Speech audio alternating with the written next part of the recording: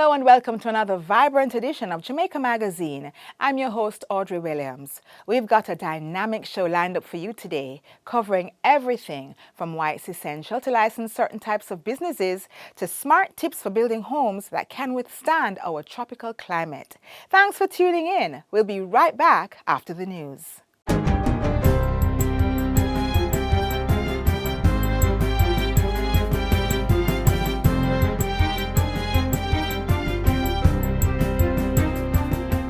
Good day, I'm Theodore Henry, and this is your JIS News for Friday, June 13, 2025. Jamaica has officially opened its state-of-the-art forensic pathology autopsy suite, the first facility of its kind in the Western Hemisphere. Located in downtown Kingston, the 16,700 square foot facility was commissioned during a ceremony on Thursday. It houses a firearm and DNA unit and has the capacity to accommodate up to 150 cases.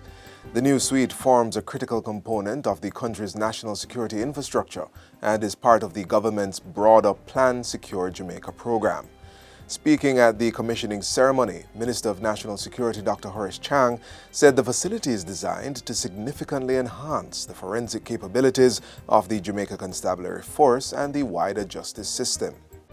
As we complete the development of the legal men's unit, we expect that we can deliver quality prosecuting evidence, even in complex cases, in a quickly and timely manner to the courts, so that the courts can proceed, the prosecutors can proceed with their case, the courts get to an end, and we have judgment and continued move, and not overcrowding and delays in the criminal justice system. This facility provides the appropriate facilities and will be able to give you a certain level of certitude in your quality evidence and definitely much better technical, not only technical quality, but the entire presentation of cases. The suite will also serve as a regional hub for training the next generation of forensic scientists. Jamaica now has a forensic legal institute that can provide exposure and training to all our Caribbean friends and brothers, and in fact, raise the quality of our jurisprudence. That's what it does in the long run.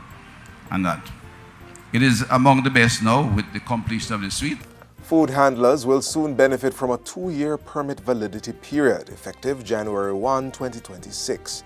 That's the word from Minister of Health and Wellness, Dr. Christopher Tufton. The measure forms part of the Environmental Health Unit's overhaul of the National Food Handlers Training and Certification Program.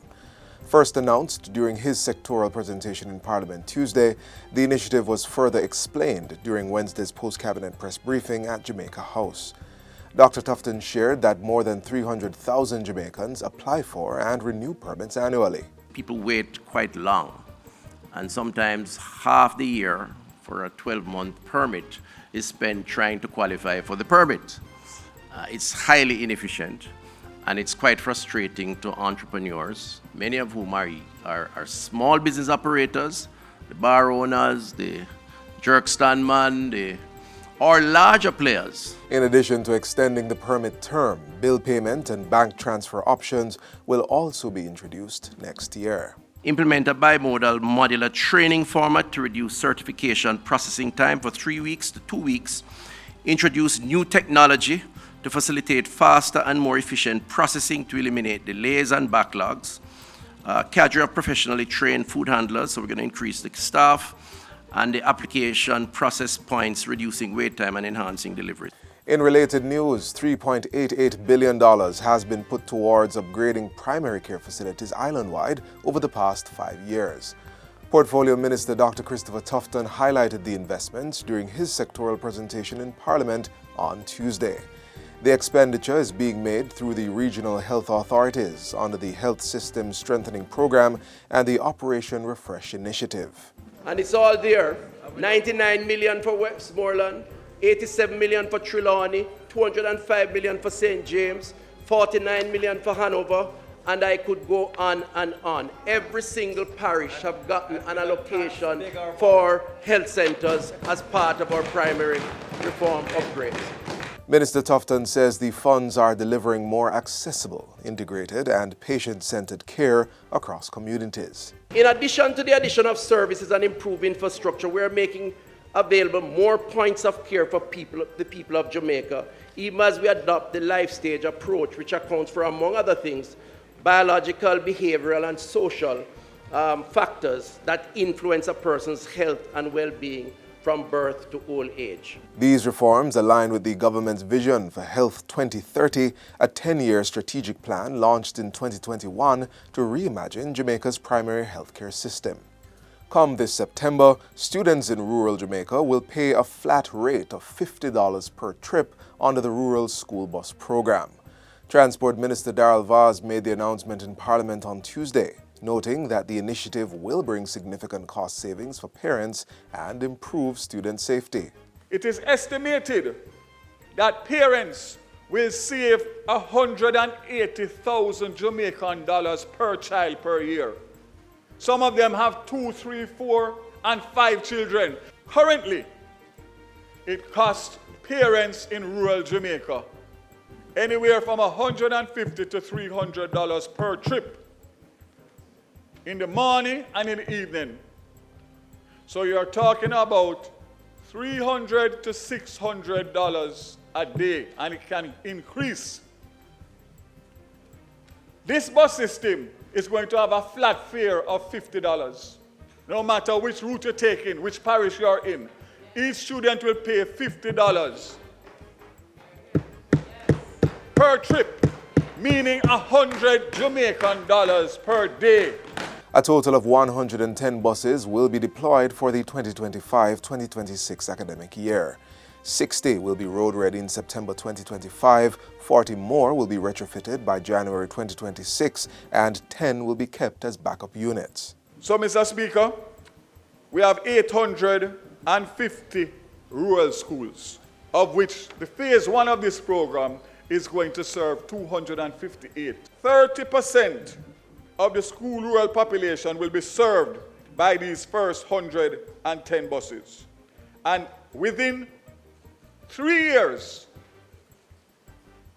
this policy will continue to roll out year after year to make sure that within 3 years we can get to all 850 schools at a very cost-effective price. The cost with everything for 1 year for these 110 buses is a little under $1.5 billion. Jamaica's dairy industry is set to be revitalized through the importation of 250 high-quality dairy cows this year. The move is being executed under the Jamaica Dairy Development Board, JDDB's Livestock Improvement Program. Chief Technical Director in the Ministry of Agriculture, Fisheries and Mining, Orville Palmer, made the announcement during a recent World Milk Day ceremony at the Brownstown Primary School in St. Anne. He noted that additional imports are planned in the coming years to further expand the national herd. In fact, this program has already started with the evaluation of the Jamaica Hope cattle. In addition, the Jamaica Dairy Development Board will also embark on a dedicated program to enhance our indigenous breed, including the Jamaica Hope, the Jamaica Black, the Jamaica Red, and the Jamaican Brahman. Parish-based training for farmers will also be ramped up, focusing on animal care, hygiene, and value-added production.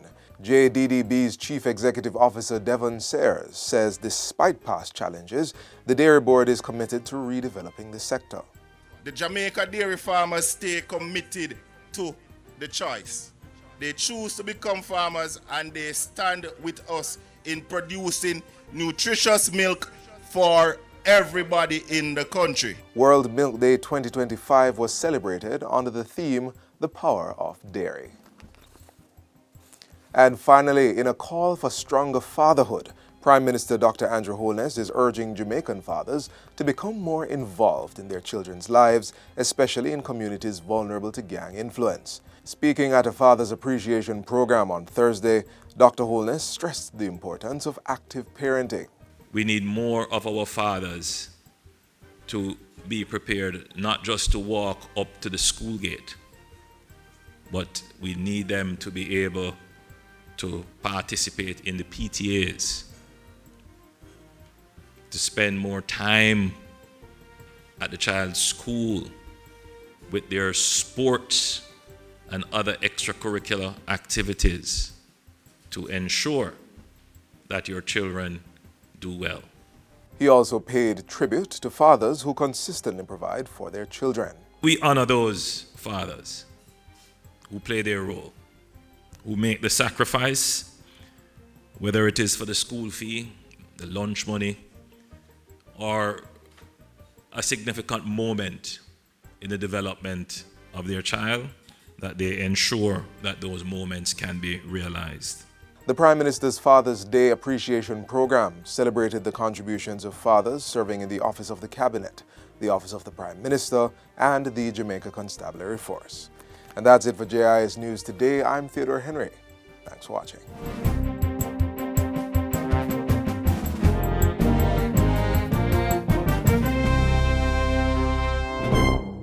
In 2023, many of you told us how pleasantly surprised you were with our first Transformations Expo. Be prepared to be amazed at Transformations Expo 2.0, People, Quality and Technology, coming from 2 locations at the National Arena in Kingston and simultaneously at the Montego Bay Community College from Thursday, June 19 to Sunday, June 22. Bring your friends, bring your family. I'm looking forward to meeting you. Thank you for staying with us. Do you run a business that deals with coconut, cocoa, coffee, or spices? Is your business properly licensed? If not, you'll definitely want to catch our next feature. It could be crucial for you.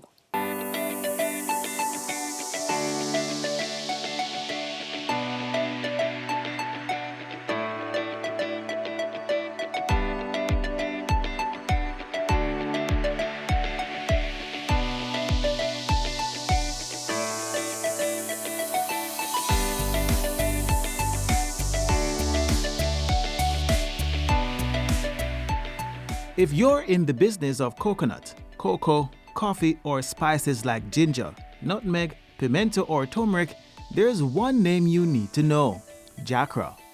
Short for the Jamaica Agricultural Commodities Regulatory Authority, JACRA is both a promoter and a protector. It supports industry growth, sets and enforces standards, and ensures Jamaica's agricultural exports remain globally competitive. But JACRA isn't just about rules and red tape. The agency plays a balancing act, promoting growth and development in 7 key agricultural commodities, known locally as the 3 C's and 4 spices. One of its most powerful tools, licensing. If it is that you manufacture, distribute, or process a regulated agricultural commodity, if you export or import, if you operate works related to it, if you establish or operate a nursery for any of those, or if you operate as a dealer or special dealer for any of our regulated agricultural commodities or their substitutes, then you are engaged in regulated activities and you must be licensed by JACRA. Licensing pretty much ensures that everyone is participating in the industry is legitimate and accountable.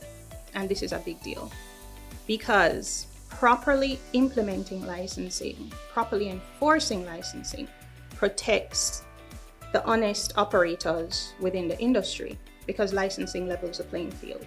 It prevents unfair competition from unlicensed players who don't follow the rules. Licensing also allows us to defend our brands. For example, everybody knows about Jamaica Blue Mountain, Jamaica High Mountain Coffee. Those brands are world famous and globally respected. Licensing allows us to say you cannot use our trademark unless you have a license. And we have to enforce that trademark and enforce that license in order to prevent counterfeit from flooding the markets and damaging our global reputation, and also importantly from diverting revenue that would normally come to our coffee farmers and our stakeholders to illicit actors. Licensing also ensures food safety because, of course, licensing has standards, requires all licensees to meet those standards, and it prevents substandard products from entering the market, protecting our consumers' health and also our reputation internationally. And also importantly, something that we're talking about more frequently now, licensing protects or preserves our market access internationally. Recognizing that licensing has been under-enforced in the past, JACRA is stepping up. So JACRA is streamlining its licensing processes, making it more efficient, for the stakeholder as well as for use out in the market. We're also stepping up enforcement, because what's the point of having fair rules if they're not being applied? We're also cracking down on the misuse of our trademarks. Don't get caught offside. Operating without a license or misusing trademarks could lead to penalties. But enforcement isn't the goal, it's compliance. We're encouraging you to contact JACRA and we will assist you through the process. We will help you identify the appropriate license for your activity, what applications you'll need. We can provide you with information on the varying requirements and application fees, which currently have been discounted by 50%, I might add. If you need more information on licensing, please email JACRA at customerservice@jacra.org or call 876-923-2633 or 876-758-1442.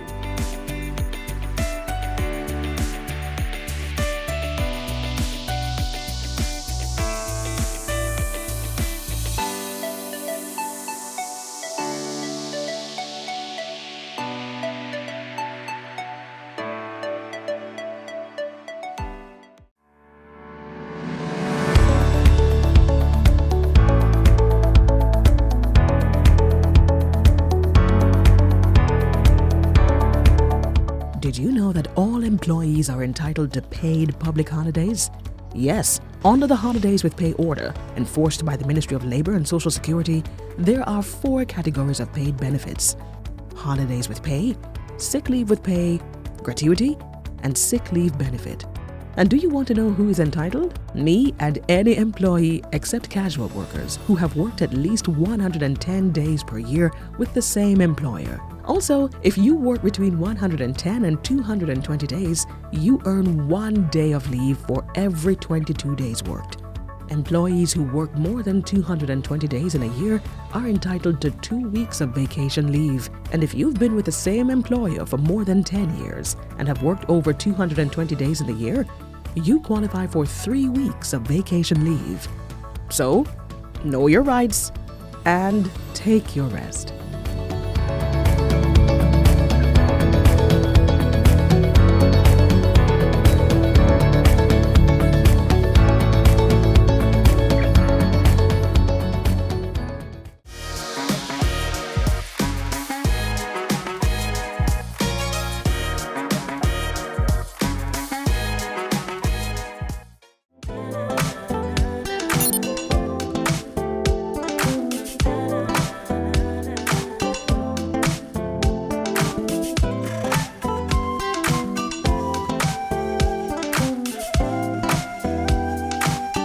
Lost receipts can mean big trouble during tax season.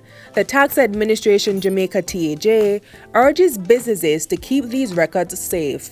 Most Jamaicans, from time to time, throw away the receipt. You're doing a business and you bought some stock. But because the quality of each of those receipts fade quickly, they just throw them away. The tax department is advising that you are to keep proper books and records for tax purposes. So if it is going to fade, what do you do first? You would ensure that you either scan it, copy it, and save it in a format that it can be used for future use later on. At least 7 years, the Income Tax Act would put it.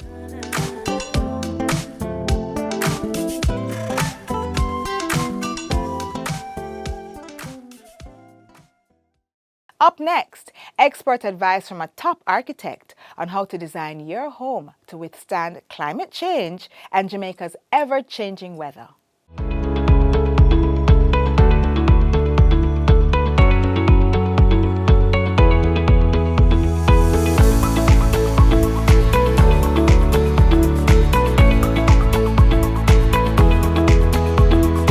Living on an island where the climate can shift dramatically, from scorching heat to sudden downpours and the occasional natural disasters like hurricanes and earthquakes, and knowing how to design our homes is more crucial than ever. Each site, whether on flat land or mountainous terrain, presents unique challenges that emphasize the importance of tailored, site-specific architectural solutions that cannot be overstated. In a recent discussion with an architect, Conrad Jackson, we delved into the complexities of designing buildings that harmonize with their specific environments. And according to Mr. Jackson, effective design begins with choosing the right materials and adapting to local conditions. Weather is among the conditions to be considered when building. For Jamaica, heavy rainfall is a significant concern at different times of the year. Mr. Jackson makes the point that the initial step in the design process involves knowing the environment in which you are building. As it relates to heavy rainfall, once you start doing your investigation as a consultant to go onto a particular site, one of the things you do is you interview the locals and you also do your research for the type of activities that would have taken place within the last 100 years as it relates to climate change, the impacts of flooding, and how the impact of climate change and the increase in the sun and the intensity of the sun for the specific year.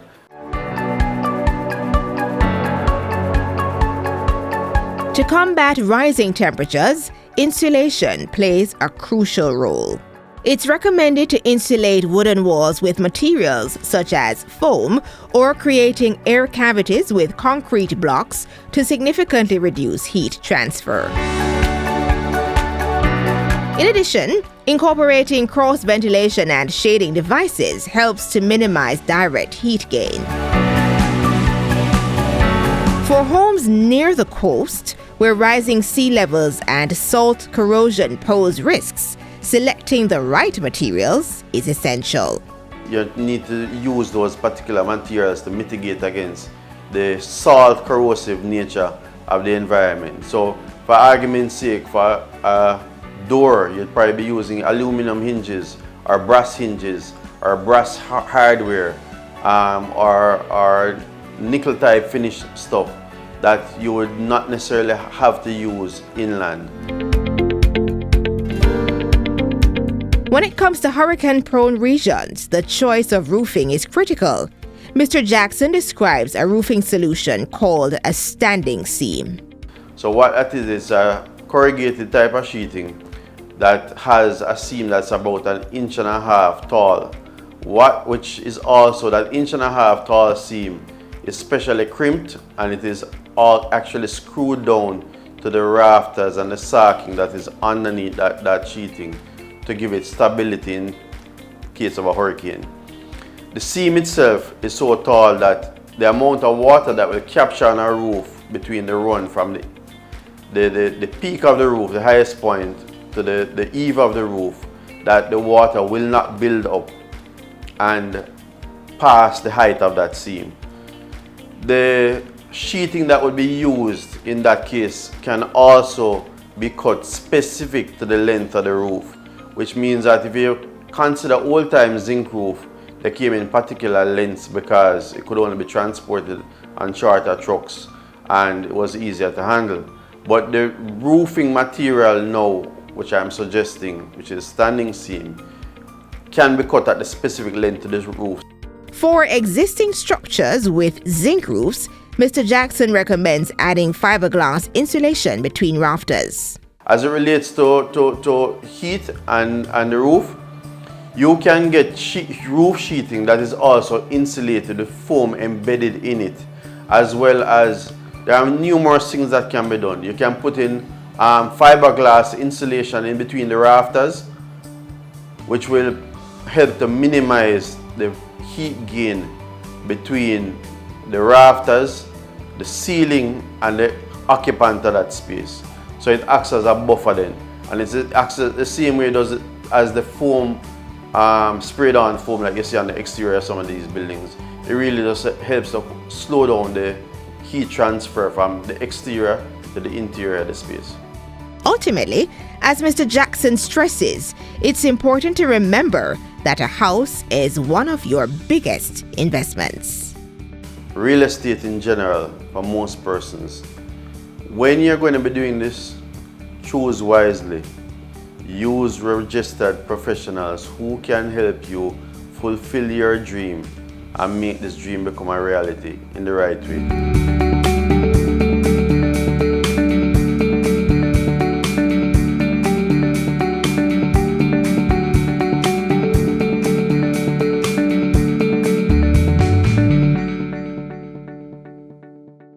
I'm Karina Powell-Hood. We've been planning for months, and now we're ready to share more of the essence of who we are. At the JCF Transformations People, Quality and Technology Expo 2.0, coming June 19 to 22nd at the National Arena in Kingston and at the Montego Bay Community College. Come, see, experience what you've been hearing about your transforming police force.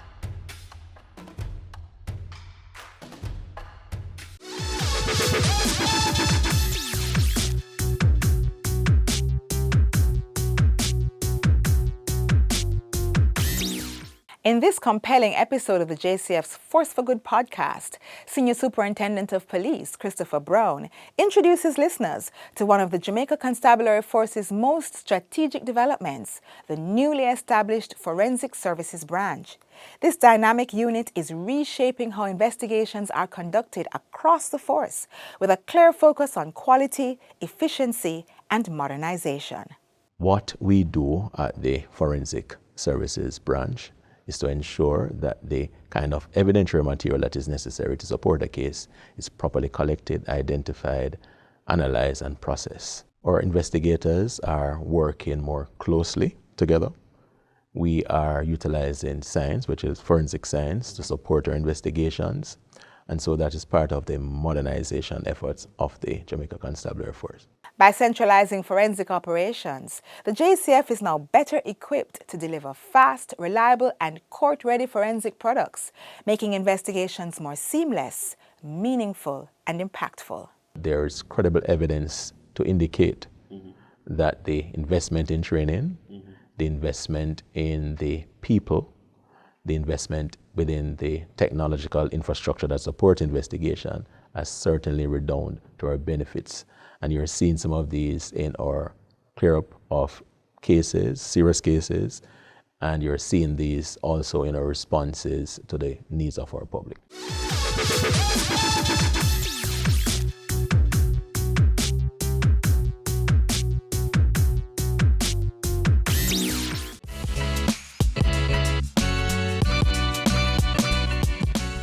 We've come to the end of our program.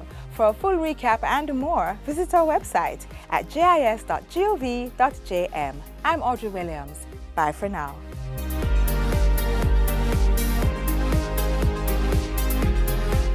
This has been a production of the Jamaica Information Service, the voice of Jamaica.